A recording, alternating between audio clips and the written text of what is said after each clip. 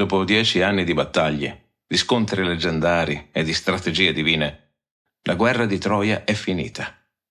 Ma è davvero così? La fine di una guerra è solo l'inizio di un'altra, più intima e crudele, il viaggio di ritorno. Gli eroi greci, stanchi e segnati dalla gloria e dal dolore, si preparano a tornare a casa. Ma cosa li attende davvero? Cosa succede quando, dopo tanto tempo, il luogo che chiamavi casa non è più lo stesso? E nemmeno tu lo sei più. Inizia oggi un nuovo capitolo di questa epica avventura. Preparati a scoprire il destino di questi eroi, tra nostalgia, tradimenti e la sfida più grande di tutte, ritrovare se stessi. Bentornato su questo canale. Con questa puntata inizia la 6ª stagione del nostro percorso sulla mitologia greca e romana. Spero che quest'estate ti abbia portato dei momenti di serenità e di meritato riposo. Sei pronto per nuove storie? Ti prego, non scordare di mettere un mi piace a questa puntata. A te non costa nulla, ma è fondamentale per la salute del nostro canale. Desidero ringraziare i mecenati di questa puntata, Giacomo, Andrea, Dalila e Martina. Grazie anche a Jimbo, Len, Gioele, Chiara e Alessia. Diventa anche tu parte di questa avventura. Supporta questo podcast andando su TP usando il link in descrizione. Buon ascolto!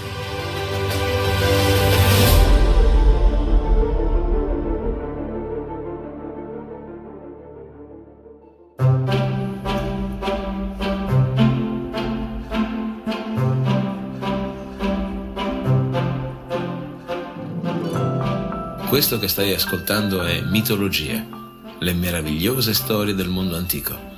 Sono Alessandro Gelain, insegnante di filosofia, psicologia e scienze umane. Se vorrai stare in mia compagnia, ti offrirò le storie più interessanti della mitologia greca e romana. Il mito ha ancora molto da insegnarci e talvolta, come uno specchio, è capace di mostrare meglio a noi stessi quello che siamo. Puntata numero 196. La fine di una guerra, l'inizio di 1000 viaggi. La strana fortuna di Nestore il Saggio.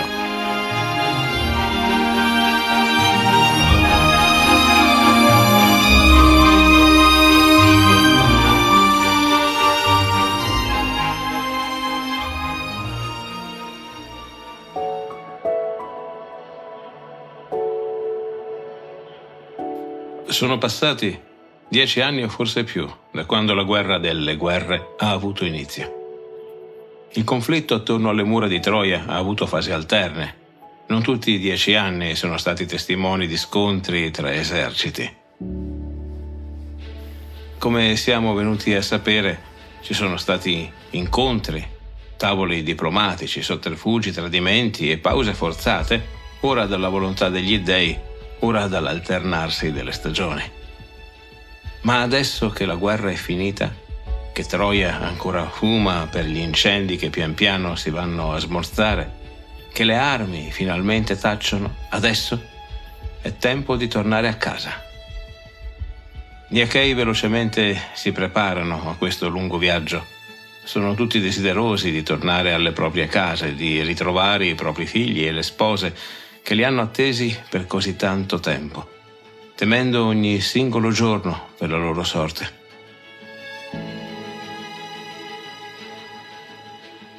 La parte di racconto mitologico che descrive questi ritorni viene definita con la narrazione dei nostoi. Questa parola greca indica proprio i ritorni. È un termine particolare che contiene in sé il desiderio di ritornare e la stessa impossibilità di tornare. Mi spiego meglio. Quando noi lasciamo un luogo e ci rechiamo in un'altra parte del mondo, noi proseguiamo la nostra vita in questo nuovo territorio. Abbandoniamo cioè la nostra casa, la nostra famiglia, i nostri amici e andiamo a stabilirci in un'altra casa e intessiamo relazioni con altre persone, creando nuove amicizie. Quando poi decidiamo di ritornare nel nostro paese di origine, accade qualcosa di particolare. Una volta che siamo arrivati, ci accorgiamo che quel luogo è, per così dire, andato avanti senza di noi, per cui non è più il territorio che abbiamo lasciato, ma è un posto a noi in parte sconosciuto. Sentiamo il senso di appartenenza a questa terra, eppure percepiamo un vuoto che ci segnala come sia impossibile tornare nel luogo che abbiamo lasciato. In qualche maniera, pur trovandoci nel punto del ritorno, sentiamo la mancanza di quel luogo originario, ormai lontano nel tempo, che non è più raggiungibile. Pare proprio che dalla unione delle parole nostos, che significa ritorno a casa, e algos, dolore, derivi il termine nostalgia, ovvero il dolore del ritorno, un ritorno che è impossibile. Odisseo, Diomede e gli altri si ritroveranno di fronte a questa situazione. Questa impossibilità di un ritorno è un tema che nella letteratura è stato affrontato, si può dire, innumerevoli volte. Una situazione simile si ritrova anche nella più recente mitologia tolkieniana. È evidente come il ritorno di Frodo nella Terra di Mezzo sia un nostos che rende malinconico il nostro eroe Hobbit. Egli si trova in un luogo apparentemente uguale a quello che ha lasciato all'inizio della sua avventura, eppure non è più quello. Come anche il piccolo Frodo non è lo stesso che è partito per andare a Mordor un secolo prima.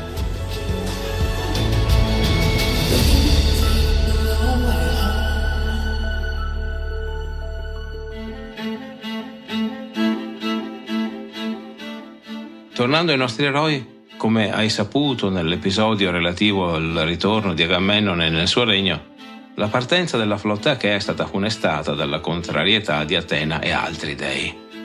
Le divinità, a causa delle azioni terribili compiute dalle forze vincitrici sulla popolazione troiana, ora guardano con occhi torvi quelle navi nere.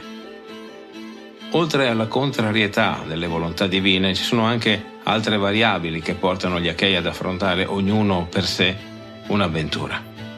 Gli eventi più famosi e più importanti, e certamente quelli con conseguenze più devastanti, sono quelli dovuti alla vendetta di re Nauplio.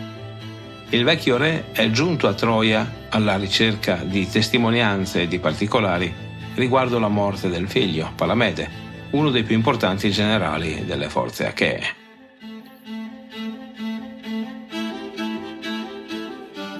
Come forse ricorderai, Palamede è figlio di Nauplio il giovane, discendente di Poseidone. Egli è un uomo alto, bello, con forme e movimenti armoniosi, è di vasta cultura, erudito e dotato di un ingegno straordinario, capace di trovare soluzioni a qualsiasi problema, sia esso militare o diplomatico, che possa sorgere all'improvviso. Questo eroe è stato incastrato con una falsa accusa di alto tradimento e lapidato senza indagini o un processo. Vittima di intrighi di potere, Palamede muore innocente. La sua intera storia è stata raccontata nell'episodio 146.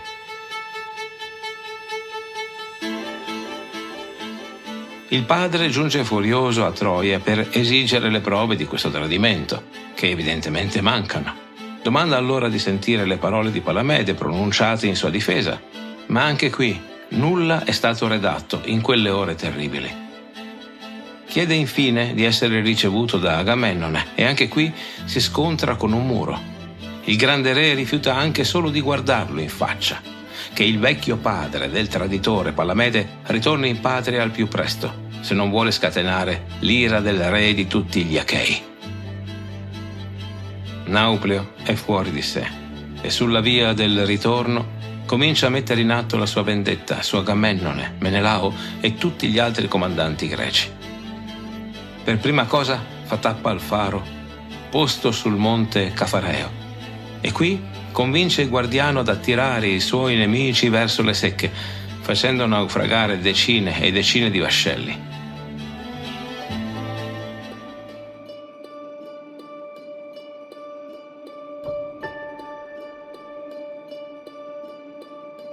La seconda parte del piano di Nauplio vede il vecchio re iniziare un giro diplomatico nei palazzi reali dei vari regni. Si fa ricevere dalle regine solitarie e con fare mesto le informa tutte dei tradimenti dei mariti. Tuo marito ha trovato una giovane concubina a Troia. È così innamorato di lei che intende portarla a casa alla fine della guerra per farla sedere sul trono al posto tuo. Alcune spose fedeli, disperate, commettono suicidio, altre invece si abbandonano all'adulterio. Avviene così che sul trono di Argo e di Micene, al fianco della regina Clitennestra, prenda posto Egisto, come hai già sentito nelle ultime puntate della scorsa stagione. Nauplio favorisce in questo modo la morte di Agamennone.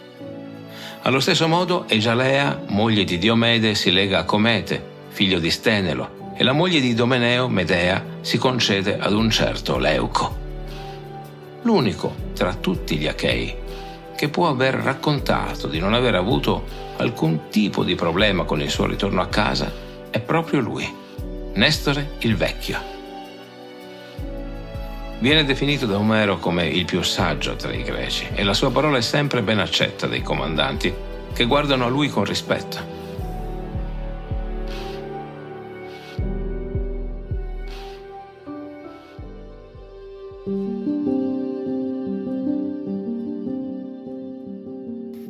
Durante il corso di tutta l'Iliade abbiamo incontrato il vecchio Nestore, che non attende altro che dispensare buoni consigli, rimembrando della sua avventurosa gioventù. Insomma, quando lui interviene pare di sentire uno di quei personaggi che devono per forza dire la loro in ogni situazione. Ovvero si ha l'impressione che a volte egli sia un po' rompiscatole. Sta sempre a parlare delle sue passate azioni gloriose, di come abbia sottomesso questa popolazione o sconfitto quest'altro nemico, di come il suo unico rimorso sia il fatto di essere diventato vecchio e di non poter più combattere in prima fila, come sempre ha fatto per tutta la vita. Nonostante questa tendenza ad intervenire per dire la propria, i suoi consigli sono quasi sempre buoni, anche perché il suo giudizio è sempre guidato dalla volontà del fato.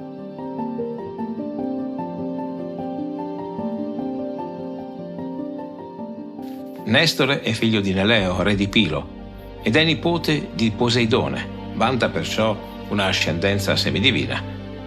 Fin dalla più giovane età dimostra un grande valore in battaglia e spaventa ogni avversario la sua incredibile abilità come guerriero. L'evento forse più importante della sua gioventù è l'incontro-scontro con Eracle. Il semidio figlio di Zeus sta cercando di essere purificato per l'uccisione di un figlio di re Eurito di Ecalia. Al netto rifiuto di Neleo, alleato di Eurito, inizia uno scontro tra Eracle e la popolazione di Pilo, che porta allo sterminio quasi totale della famiglia reale. Periclimeno, fratello maggiore di Nestore, ha ereditato da Poseidone il dono di una forza senza limiti e la facoltà di tramutarsi in qualsiasi forma a lui gradita. Fiera, uccello del cielo o gigantesco albero. Per combattere Eracle, Periclimeno si trasforma in leone e poi ancora in serpente e infine, per sfuggire all'ira del figlio di Zeus, si trasforma in formica e si colloca sul giogo dei cavalli di Eracle. La dea Atena, che ama Eracle, attira la sua attenzione su quella formica dando una gomitata al fianco dell'eroe. Questi sguaina la spada, ma Periclimeno cambia di nuovo forma e come un'enorme aquila cerca di accecarlo con l'acuto becco. Secondo alcuni, una freccia ben mirata di Eracle gli trafigge l'ala e lo uccide trapassandogli la gola. Secondo altri, il figlio di Neleo riesce a fuggire volando via. La guerra ha termine ed Eracle affida la città di Messene a Nestore, in quanto il giovane si è dimostrato in più di un'occasione sincero e giusto nei suoi confronti. Si dice alla fine i due siano diventati amanti e che ben presto Eracle sia arrivato ad amare Nestore quanto e forse più di Ila e dello stesso nipote Iolao. Nestore sale al trono e governa con saggezza e lungimiranza, portando stabilità e prosperità a Pilo. Partecipa vittorioso a diverse guerre del suo tempo combatte contro gli Arcadi, i Lapiti e i figli di Afareo. La sua impresa più nota è la partecipazione alla guerra contro gli Elei, durante la quale sconfigge il razziatore re Augia e i suoi figli, portando a Pilo un ricchissimo bottino. Infine, Nestore partecipa alla famosissima caccia al cinghiale di Calidone e al viaggio di Giasone con gli Argonauti. E poi la guerra di Troia, cui il vecchio re partecipa come consigliere, ma anche come ispiratore delle truppe. Nonostante la sua tarda età, egli è l'unico che può riuscire a sollevare la pesante coppa a 4 manici che si trova nella sua tenda. Pesantissima, nessuno riesce a spostarla, tranne il vecchio re. Questo episodio del libro 11 dell'Iliade ci parla della forza simbolica di Nestore. Durante il conflitto, Nestore vede uccidere davanti ai suoi occhi Antiloco, il figlio prediletto, che perde la vita trafitto da un giavellotto destinato proprio al padre. Tornato senza intoppi di rilievo a Pilo, Nestore riprende il suo ruolo di re e continua per diversi anni a governare saggiamente il suo popolo. Accoglie Telemaco, figlio di Odisseo, giunto a chiedere informazioni sul padre. E in questo incontro Nestore continua a incarnare le virtù del re ideale, ospitale, saggio, rispettoso per la religione e le tradizioni. Ti chiederai come abbia potuto, in una sola vita, quest'uomo partecipare a così tante guerre e avventure. Beh, devi sapere che Nestore è amato dagli dèi.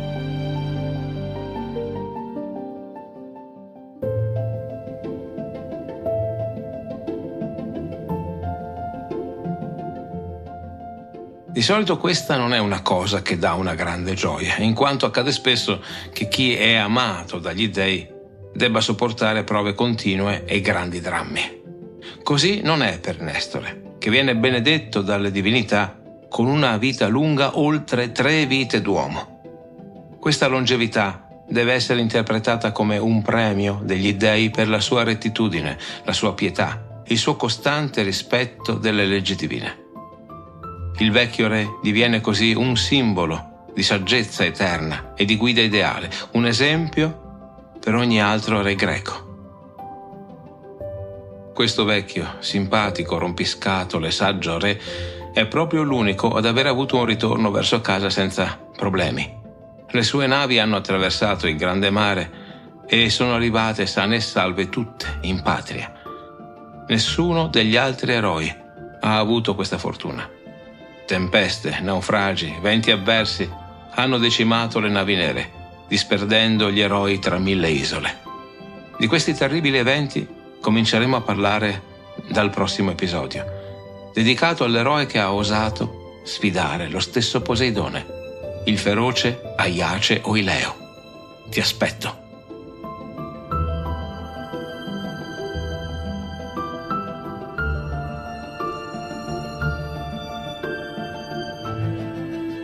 Fatti sentire. La tua opinione è l'arma segreta di questo podcast. Se questo episodio ti ha fatto vibrare le corde dell'anima, fammelo sapere con un commento ed un like. Ma non fermarti qui. Condividi questo episodio con i tuoi amici. Condividere è il modo più potente e sincero per far crescere il nostro canale. E se vuoi essere sempre aggiornato sui nuovi episodi, iscriviti. Così sarai sempre avvisato ad una nuova uscita. Questo progetto non è solo mio, è tuo. Se vuoi plasmare il destino di questo podcast, clicca sul link TP nella descrizione. Scoprirai un mondo di opportunità per contribuire e anche qualche vantaggio.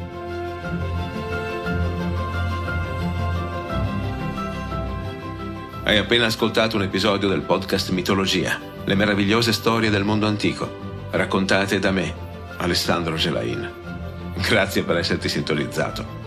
Apple, Google, Spotify, Castbox, Spreaker, scegli tu. Iscriviti a questo podcast sulla tua piattaforma preferita. Ci sentiamo al prossimo episodio.